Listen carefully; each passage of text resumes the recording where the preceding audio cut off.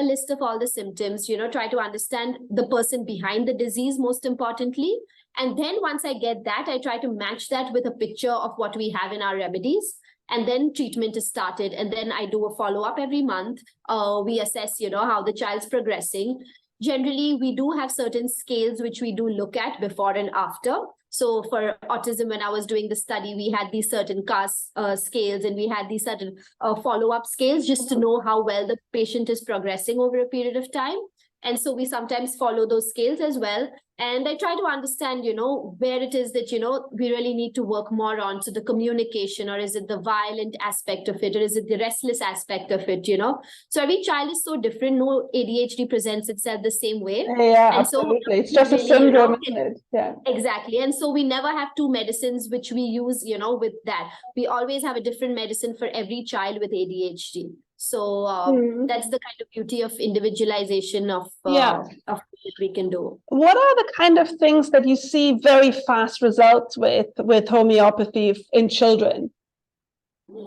Very quickly? I would say that if a child has a immune system that can work well, I see results in almost everything. There are, of course, those one-off children who've been suppressed so much with the current system of medication that it takes a while for the body to react. But once the body can react, I mean, I have seen patients who've come to me with, 20 years of autism and, felt better in the first 2 months of treatment.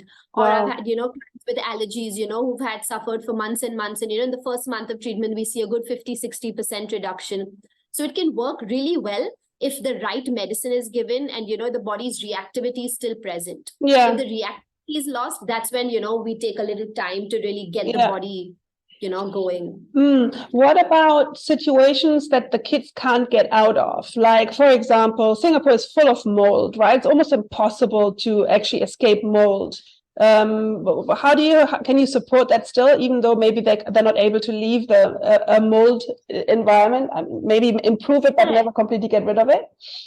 Correct. So what happens with mold is, any cause like that, it becomes like a maintaining cause, so it's not one of those causes that comes and goes. It's kind of there. Yeah. So of course, ideal situation would be where we could maybe even move a house, let's say, where, there's relatively lesser mold.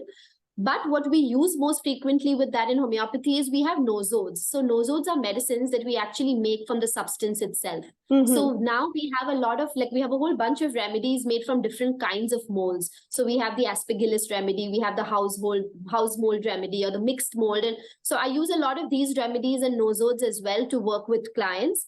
And so what happens is it kind of balances out the negative effects of that substance. Right. Okay. That's interesting. Yes. So even then it's possible. How about children who are in stress situations that they can't get out of? For example, kids who are under constant exam stress and really getting burned out. How would you help them? Correct. So I feel like I do work with a lot of, students like this, where they'll be like, okay, our exams are coming up, we're very stressed. And we do have these remedies in our literature which work very well with like a post-examination funk, or, just so that they don't kind of go into exam and, blank out on everything that they've studied. So there's a very nice medicine called Ethusa that we use for that. And so I like to give that sometimes, or Argentum nitricum, I give that sometimes. And it kind of helps keep them calm through the process of giving an exam. But if their general nature is such, where they have an anxious kind of a constitution, where everything kind of brings on anxiety, medicines like this won't help, then again, it requires that deeper approach, it requires me really digging, getting to what, where it started. Most of the times it starts, somewhere in a generation above, or maybe even one more generation above. And so, working with that is actually very beneficial, like how you do, where you work with the mothers to actually give benefit to the children. So you then give medication to the mother rather than the child in a situation like that? Ideally, I would have loved to, but it's difficult to get them to understand that. So sometimes I still end up working with the child. But then a lot of the times, when they see that benefit, the families are like, okay, you know what, I think we also need help, Right. Yeah. And then it becomes easy. And it actually most of the times works out that the family needs the same medicine. So even though physically they will have such different symptoms, just, there's a certain remedy that will run through the whole family. And it's all, in different ways. Kind of a certain energy running through a family. Exactly. I see that a lot. And just getting that in alignment itself, is a big win. it's so interesting how families shift when you can align the dynamics, right? When you can actually release the blockages that are in that energy flow. Yeah, that is Exactly. really nice. Exactly. Wonderful.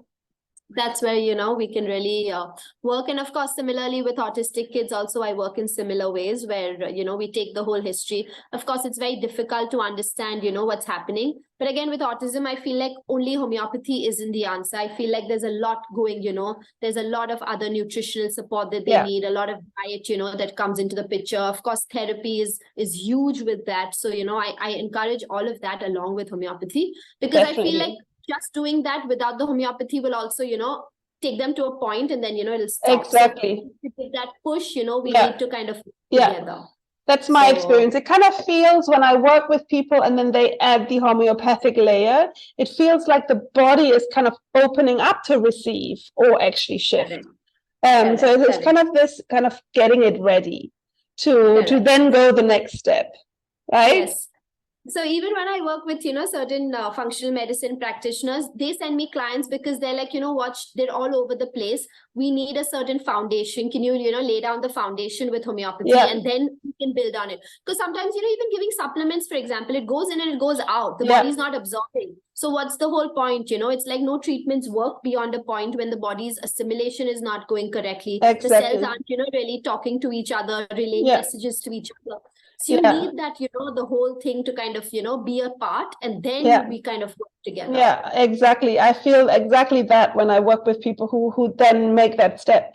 So as you told me, you're now working in the forum, right? Next to Dr. Lu and Dr. Shirley. Yes. So I've just started there about a month ago, and now I'm basing myself there. So anyone wanting for a consult can, of course, get in touch with me through my email or number. Or perfect. And can you maybe give people a little indicator of how much they have to invest if they want to add the homeopathic layer? In terms of time? No, in terms of cost. In terms of cost and time, maybe as well. Yes. Okay. So the first consult that I see is about an hour and a half. And for my consult and the first month's medicine, it's $260 right now. And ideally, I would like to see you every month. If not in person, then at least, we do a conversation over a video call, or just even get on a call, because progress is very important for me to understand what to do next, because every symptom change of yours tells me whether the remedy is working, not working. Do I need to strengthen it? Do I need to add in something? So I prefer, and I think it takes a month, for me to really judge that action of the remedy. So we speak every month. And then after that, every month is $120 for the consult and the medicines. And it's quite affordable. How much time? Yes. So, and of course, just in case someone is watching this from outside of Singapore, the costing is Singapore dollars. But you do you do online consultations, do you? Yes, I do online consults as well. But I prefer to have the first consult in person if possible, only because I feel like just noticing the child running around and, doing their antics gives me a lot of symptoms for me to kind of judge and analyze them. So if parents, let's say somebody who is in the UK is listening to this and it really likes you, and how would it be possible to actually see you? Can they make a video and send it to you? Yes, that's the way I do it. So I ask them to send me a video, and then we do a video consult as well, where even in the background, if I can have a look at the child, it's good enough, just for me to see them in their casual, natural element. It gives me so many symptoms and observation, and I think that's priceless when I'm trying to really diagnose a remedy for them. I can imagine. Right, wonderful. Yes. Thank you so much, Rukshin. We will actually leave your details in the bottom of this interview, so people can reach out and talk to you in person. Thank you so much for this, and thanks for your work. It's just amazing to have you as part of the people I can refer people to, because it really makes a difference to my work as well. So thank you very much for that. Thank you so much. Thank you. See you. Take care. Bye. Bye.